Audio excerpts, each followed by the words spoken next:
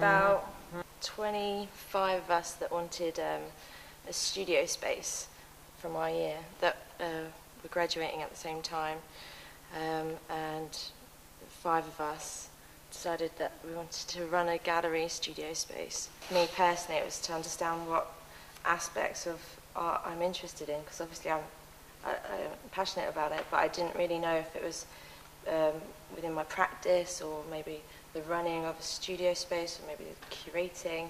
So for me, it was to find out which route I want to head down, which I want to concentrate on.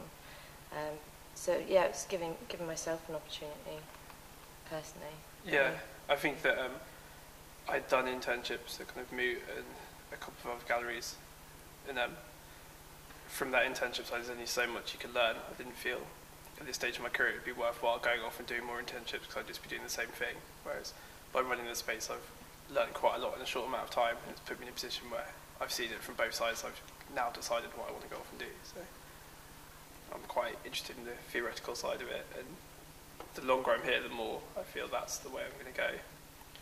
Sometimes it feels like you're kind of putting it on, the students come, and it's just like everyone gets drunk and looks at the painting, says it's nice, and all the theory you've learned at schools kind of doesn't really happen in the real world. I think we all have plans, and we all have aspirations to do, and goals that we want to do. We're not really sure.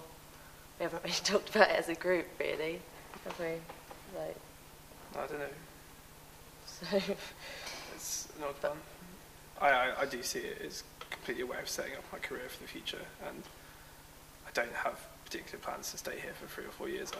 This is, for me, this is definitely a stepping stone where I get to practice and kind of make mistakes and learn the routes before I go off and do a master's, and hopefully that I want to go off and work in bigger institutions and probably not run my own space. I want to work within museums. So for me, it's definitely a stepping stone.